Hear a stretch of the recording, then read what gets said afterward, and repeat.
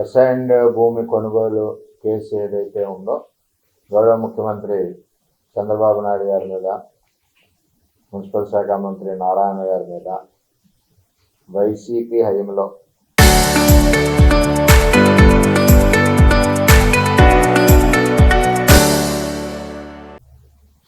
కుట్రపూరితంగా పెట్టిన కేసు ఏదైతే ఉందో చివాట్లు పెట్టి కొట్టివేయడం జరిగింది. ఎవరికై పెట్టారు case? Alla Ramakrishna Reddy, YCP MLA. CRDA చట్టం 2016లో తీసుకొస్తే 2021 వరకు మరి ఆయన ఎక్కడున్నాడో, మరి ఎక్కడైనా మందు కొట్టి పడుకున్నాడో తెలీదు. 21 వరకు ఏమీ మాట్లాడకుండా 21లో వైఎస్ఆర్ జగన్మోహన్ రెడ్డి గారి ప్రభుత్వం వచ్చినప్పుడు ఏదో అవినీతి జరిగిపోయింది, అసైన్ భూములు కొనుగోలు దీంట్లో అని చెప్పి ఒక కుట్రపూరితమైన ఆలోచన చేసి అధికారుల్ని దానికి మళ్లించి చంద్రబాబు నాయుడు గారి మీద కేసు పెట్టడం జరిగింది. హైకోర్టు ఏముంది? సిఆర్డిఏ చట్టం ఏదైతే ఉందో చాలా పకడ్బందీగా ఆ చట్టం పెట్టడం జరిగింది.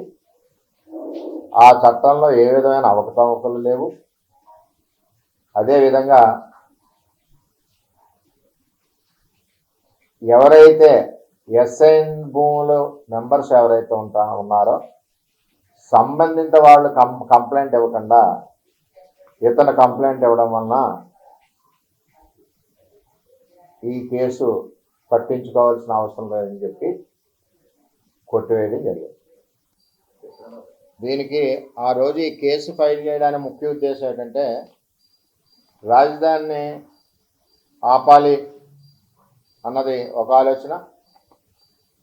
దానికి తోడు అమరావతి రాజధాని అయితే పురోగతి ఉందో ఆ పురోగతిని జగన్మోహన్ రెడ్డి గారు వచ్చాక ఆపివేయడం జరిగింది. 3 రాజధానులు అన్నది తెర మీద తీసుకొచ్చి అమరావతిని పక్క పెట్టడమే కాకుండా అప్పటి వరకు జరిగిన అభివృద్ధి అమరావతిలో ఏదైతే ఉందో రోడ్స్ కానీ ఇవి కానీ జేసీపీలతో మొత్తం కంకర, శాండ్ ఇవన్నీ కూడా పైకి లేపి ఐరన్, ఇసుక అక్రమంగా తరలించిపోయాయి.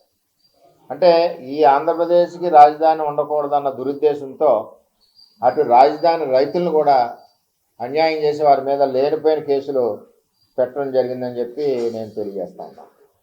దీనికి సంబంధించే ఈరోజు హైకోర్టు చంద్రబాబు నాయుడు గారికి మరి నారాయణ గారికి క్లీన్ చిట్ ఇవ్వడం. ఇలాగే ఎక్కడికెక్కడ లెంపకాయలు తిన్నారు అంటే ఏపీ ఫైబర్ నెట్ కేసు, ఇందులో చంద్రబాబు నాయుడు గారి మీద, లోకేష్ గారి మీద కంప్లైంట్ ఇవ్వడం జరిగింది. కేసు మీద చంద్రబాబు నాయుడు గారి మీద, లోకేష్ గారి మీద కేసు పెట్టడం జరిగింది. 99 మంది సాక్షుల్ని విచారించారు. ఎక్కడ కూడా ఏ విధమైన అవినీతి కానీ ఏది జరగలేదు. అలాగే ఆఖరికి కంప్లైంట్ ఇచ్చిన మధుసూదన్ రెడ్డి కూడా నేను విత్డ్రా అయిపోతున్నాను, సాక్ష్యాలు ఏమీ లేదు అని ఏసీపీ కోర్టుకు తెలియజేయడం జరిగింది. కోర్టు కొట్టివేయడం జరిగింది. అంటే ఇవన్నీ కూడా చంద్రబాబు నాయుడు గారిని అప్రదిష్ట పాలు చేయాలి, ఏదో జరిగిపోయింది, ఏపీ ఫైబర్ నెట్ని ముందుకు అభివృద్ధి పదంలో వెళ్ళనీయకూడదు, ఫైబర్ నెట్ చంద్రబాబు టైంలో వచ్చింది కదా అనే ఒక దురుద్దేశంతో ఒక కుట్ర చేసి కేసు పెట్టడం జరిగింది. ఇవన్నీ చూసుకుంటే చంద్రబాబు నాయుడు గారి మీద మొత్తం 22 కేసులు పెట్టారు జగన్మోహన్ రెడ్డి పరిపాలనలో. కరోనాలో వీడియో కాన్ఫరెన్స్ పెట్టి నాయకులు మా అందరికీ కూడా కరోనాలో ప్రజలను ఆదుకోండి, ప్రాణాలు తెగించి మీరు ప్రజల్లోకి వెళ్ళాలి, వారికి అత్యవసర పరిస్థితులు ఏమున్నాయో చూడండి అని చెప్పి చంద్రబాబు నాయుడు కోరడం జరిగింది. ఆ రోజుల్లో మీకు తెలుసు, ఒక పిఠాపురం మట్టికి నేను 96 సూట్లు వేసుకుని గ్రామాలు తిరిగా. అదేవిధంగా మేము శానిటేషన్ చేసింది తెలుగుదేశం పార్టీ కార్యకర్తలందరూ, ఇమ్యూనిటీ ఫుడ్ ఇచ్చాం. ఇన్ని రకాలుగా మేము చంద్రబాబు నాయుడు పిలుపు మేరకు పెడితే ఆ వీడియో కాన్ఫరెన్స్ల మీద కేసులు పెట్టండి.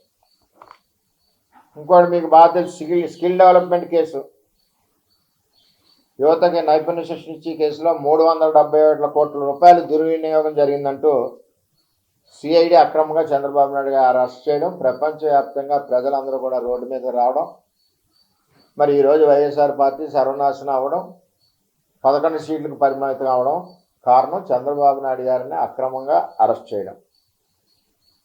దర్యాప్తు సంస్థలు కోర్టులో దాఖలు చేసిన ఛార్జ్షీట్లో చంద్రబాబు నాయుడు గారు ₹1 కూడా ఇందులో అవినీతి చేయలేదన్నది నిదర్శనం. ఇంకా న్యాయ సమీక్షలో ఉంది. ఇవి చంద్రబాబు నాయుడు గారు మీద కేసులు పెడుతూ అక్రమంగా 5 ఏళ్ళు పరిపాలన పక్కబెట్టి చంద్రబాబు నాయుడు గారి మీదే తెలుగుదేశం పార్టీ నాయకుల మీద కేసులు పెట్టడం జరిగింది. ఇవాళ ఏమంటున్నానంటే, ఈవేళ హైకోర్టు పెట్టిన చివాట్లకి ఇవాళ అమరావతి రాజధాని ఉంది. జగన్మోహన్ రెడ్డి గారు వచ్చి ఏం చేశారు? అమరావతి రాజధాని కూల్చేశారు. రోడ్లన్నీ కూడా జేసీబీలతో పొక్కలైనతో తవ్వేసి మెటీరియల్స్ పట్టుకుని అమ్మేసుకున్నారు. స్టీల్ అమ్మేసుకున్నారు. 3 రాజధాని పేర్లు చెప్పి పక్కకు పెట్టారు.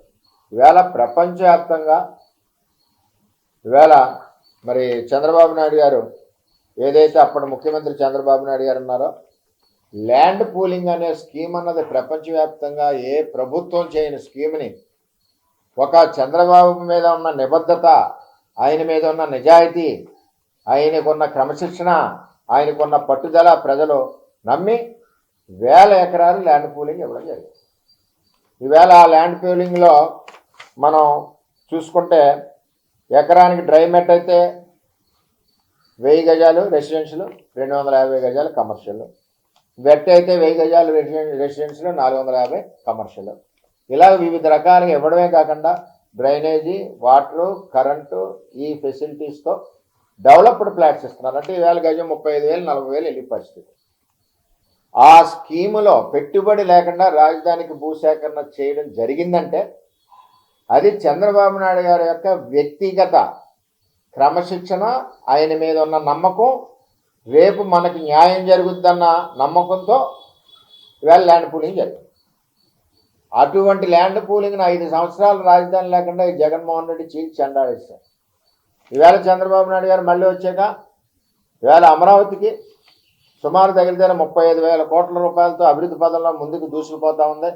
సిఆర్డీఏ భవనం వర్కింగ్లో ఉంది. అలాగే క్వార్టర్స్ వర్కింగ్లో ఉన్నాయి. అవి ఐఏఎస్, మరి అదే మన ఐపీఎస్, అదేవిధంగా ఎమ్మెల్యే క్వార్టర్స్ అన్నీ కూడా కన్స్ట్రక్షన్ స్టేజ్లో ఉన్నాయి. సుమారు 2008కి రాజధాని పూర్తయ్యే పరిస్థితుల్లో ఉంది. అటు చంద్రబాబు నాయుడు గారు కానీ, ఇటు మున్సిపల్ మంత్రి నారాయణ కానీ అహర్నిశలు పనిచేస్తూ ముందుకు తీసుకెళ్తా ఉన్నారు. ఈవేళ రాజధానిని చట్టబద్ధంగా అమరావతి రాజధాని అనే ప్రకటన కూడా చేయించడం జరిగింది. ఈవేళ అందరికీ రాజధానులు ఉన్నాయి. రాజధానికి ఏంటి డాక్యుమెంటరీ ఎవిడెన్స్ లేదు. ఈవేళ మన అమరావతి రాజధానికి డాక్యుమెంటరీ ఎవిడెన్స్ ఉంది. ఈ విధంగా చంద్రబాబు నాయుడు గారు ముందుకు తీసుకెళ్ళడం జరిగింది. ఇన్ని రకాలుగా ఏదో కేసు పెట్టాలి, పరువు తీయాలి. కేసు పెడితే ఏమైంది? మీకు ఇన్నర్ రింగ్ రోడ్ కేసు పెట్టారు. కోర్టు ఏముంది? అసలు రోడ్ లేనిది ఇన్నర్ రింగ్ రోడ్లో ఏం అవినీతి జరిగింది, సిగ్గు లజ్జ లేదని కోర్టు అడిగింది. కేసు కొట్టేశారు.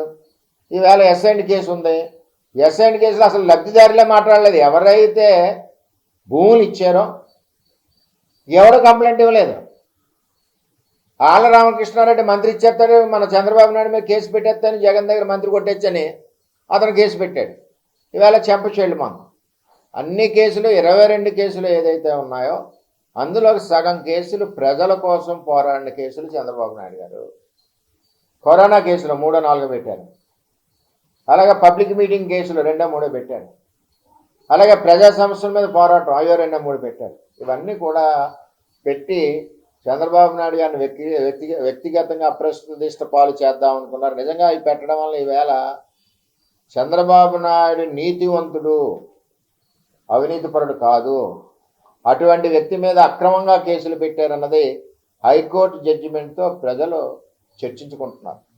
మరి అమరావతి రాజధానికి సంబంధించి రైతులు పోరాటం చేస్తే వాళ్ళ మీద అక్రమ కేసులు, ఎస్సీ కేసులు, మహిళలను చూడకుండా వాళ్ళని రకరకాలుగా హింసలు పెట్టి చేశారు. రాష్ట్ర వ్యాప్తంగా జరుగుతుంటాయి. ఈవేళ మరి చంద్రబాబు నాయుడు గారు వచ్చాక వాళ్ళకి ఇచ్చిన కమిట్మెంట్లు నిలబెట్టే కాకుండా అభివృద్ధిని అక్కడ చూపిస్తున్నారు. బోల్డ్ యూనివర్సిటీలు వచ్చినాయి, హాస్పిటల్స్ వచ్చినాయి, సెంట్రల్ గవర్నమెంట్ సెక్రటరియట్ వస్తుంది సుమారు దగ్గర 2,500 కోట్ల రూపాయలతో. ఇన్ని రకాలుగా అభివృద్ధి చెందుతున్నాయి. రిజర్వ్ బ్యాంకు మెయిన్ ఆఫీస్ వస్తుంది, హోటల్స్ వస్తున్నాయి, ప్రజా సంక్షేమానికి సంబంధించిన అన్ని రకాల సదుపాయాలు అక్కడ జరుగుతున్నాయి.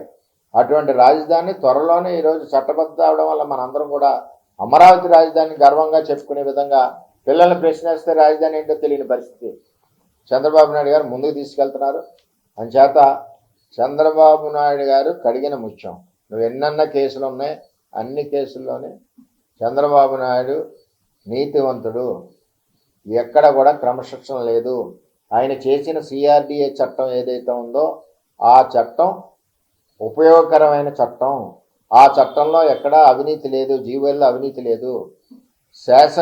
శాసనసభ ద్వారా చేసిన చట్టాలని అవమానిస్తే అది ప్రజలను అవమానించినట్టే అని చెప్పి హైకోర్టు తెలియజేయడం జరిగింది.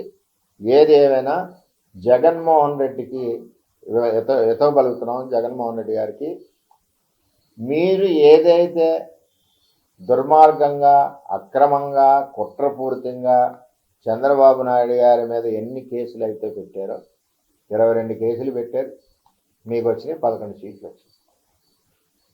అది అర్థం చేసుకోండి. ఎందుకంటే నిజంగా ఉంటే పెట్టాలి. ఎలా లోకేష్ గారు రెడ్ బుక్లో రాసినవి ఉన్నాయి, వెంటనే అరెస్ట్ చేయొచ్చు కదా, పవర్ ఉంది. ఎక్కడ అరెస్ట్ చేశారా? చట్టం ప్రకారం వాళ్ళు చేసిన పొరపాటు నుండి డాక్యుమెంట్ ఎవిడెన్స్ ఉంటే అరెస్ట్ చేస్తున్నారు. ఎవిడెన్స్ లేకపోతే ఎందుకు చేస్తారు? అది మన కూటమి ప్రభుత్వంలో చంద్రబాబు నాయుడు గారి యొక్క అడ్మినిస్ట్రేషన్. అంతేగాని వేళ తీసిపోవాలి, వరమని తీసుకెళ్ళి బొక్కలేసేద్దాం, రేపు వదిలేద్దామంటే కాదు కదా. ఏదేమైనా డాక్యుమెంటరీ ఎవిడెన్స్ ఉండి తప్పు చేసి ఉంటే వాళ్ళకి చట్టానికి ఎవరో చుట్టాలు కాదు. చంద్రబాబు నాయుడు గారి అడ్మినిస్ట్రేషన్లో ఎట్టి పరిస్థితుల్లోనే శిక్షింపడతారు.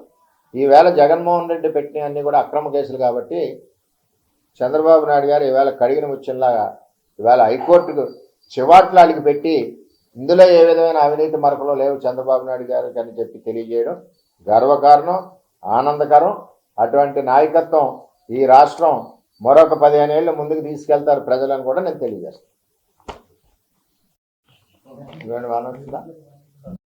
ప్రస్తుతం జగన్పై ఉన్న కేసులు, జగన్ గారిపై ఉన్న కేసులు 40% రుజువైనాయి.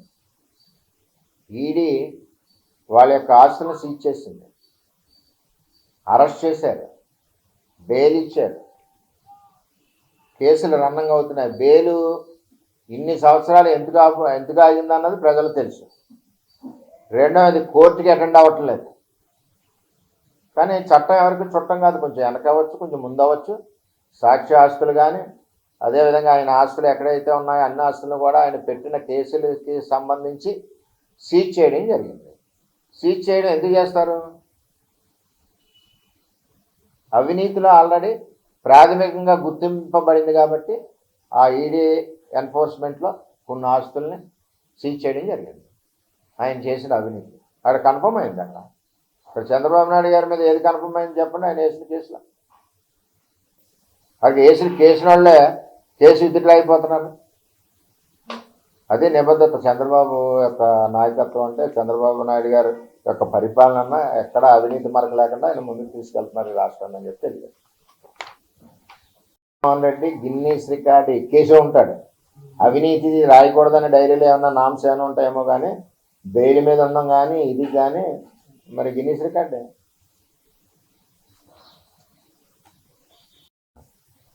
టీవీ నరసింహరావు లాంటి వాళ్ళు అరెస్ట్ అయ్యారు. న్యాయం ఎవరికి చుట్టం కాదు. కొంచెం డిలే అవుతుంది, బొకారా ఎక్స్ప్రెస్ లాగా ఒకసారి వందే మాత్రంలో స్పీడ్ అవుతుంది. ఏదైనా కొంచెం అటు ఇటులో ఇప్పుడు స్పీడ్ అయినాడే అదృష్టవంతుడే, తేలిపోతుంది. అది దొంగ దొర. డిలే అయ్యేసరికి రోజుగా నిద్ర పడుకున్నాడు ఇలా ఉడుకు పడలు వేస్తాయి. ఆ కేసు ఏమవుద్దా? అవును కదా, తాడుపెట్టి ఎండ తేలిపోతుంది. వెళ్తే బొక్కలో పోతాడు, లేకపోతే బయట ఉంటాడు. ఆపుకుంటే అర్థం ఏంటి? దొంగతనం చేసాం కాబట్టి ఆపుకుంటాం. చంద్రబాబు నాయుడు కేసు ట్రయల్ పెట్టండి అన్నాడు. దానికి ఎందుకు పెట్టండి అన్నాడు చంద్రబాబు నాయుడు? ఎక్కడ అవినీతి లేదు, ఎక్కడ ఇన్వాల్వ్మెంట్ లేదు, చట్టం పెర్ఫెక్ట్, చట్ట ప్రకారం అన్ని చోట్ల వెళ్ళారా పెట్టుకో. ఏముంది కేసు? ఇలాగ హైకోర్టు చెప్పినట్టే ఉంటుంది. మాకు బెయిల్ ఏమండి, కేసు డేట్లు తీసుకెళ్ళకుండా రానికన్నా ఉందండి ఏమన్నా చంద్రబాబు నాయుడు అడగడు కదా. ఉన్నాయి కేసులు ఎన్ని పెట్టావు, అన్నింటిలో న్యాయంగా పోరాడతాం, మేము తప్పు చేయలేదు కదా. ఇప్పుడు ఎలాగుంటుందంటే మావి గన్ను ఓకే ఒప్పుకున్నాం. నువ్వు అసెంబ్లీలో శాసనసభలో జగన్మోహన్ రెడ్డి గారు, అప్పుడు నేను కూడా ఎమ్మెల్యే ఉన్నాను, అమరావతి రాజధానికి చంద్రబాబు నాయుడు గారు ప్రవేశపెట్టిన ఏకగ్రీవ తీర్మానానికి చేతులెత్తి ఓటు ఎంపికేశాడు జగన్మోహన్ రెడ్డి. మొదటి ప్రశ్న, జగన్మోహన్ రెడ్డి తండ్రి గారి ఆస్తులు కాదు, చంద్రబాబు నాయుడు గారి తండ్రి గారి ఆస్తులు కాదు. అమరావతిలో ఈరోజు 1000 కోట్లు ఖర్చు పెట్టి రాజధాని నిర్మాణం జరుగుతూ చట్టబద్ధంగా కేంద్ర ప్రభుత్వం ఆంధ్రప్రదేశ్ రాజధాని అమరావతి అని ప్రకటన చేసాక నువ్వు మావి గారిని అంటే ఏం చెప్తావు? మావి గారిని ఏం చేయగలవు నువ్వు? అంటే ఈ అమరావతి అంతా కూలగొట్టేస్తావా? అప్పటికి శాసనసభ అయిపోద్ది, అసెంబ్లీ బిల్డింగ్ అయిపోద్ది, క్వార్టర్స్ అయిపోయినాయి, రకరకాల ఇన్స్టిట్యూషన్స్ వచ్చేస్తున్నాయి, సాఫ్ట్వేర్ కంపెనీస్ వచ్చేస్తున్నాయి. ఏం చేస్తావు? అన్ని కూలగొట్టేస్తావా? అయిన ఊహ అంతే ప్రజల మైండ్ మార్చడానికి. బ్రహ్మాండమైన రాజధాని, ఆ రాజధాని దాటి నువ్వు సెపరేట్గా కట్టుకుంటే ఇటుపుల బాయిలో కట్టుకోవాలేమో, కానీ రాజధాని జగన్మోహన్ రెడ్డి ఇక్కడ రాజధాని చేసే పరిస్థితి ఏం లేదు.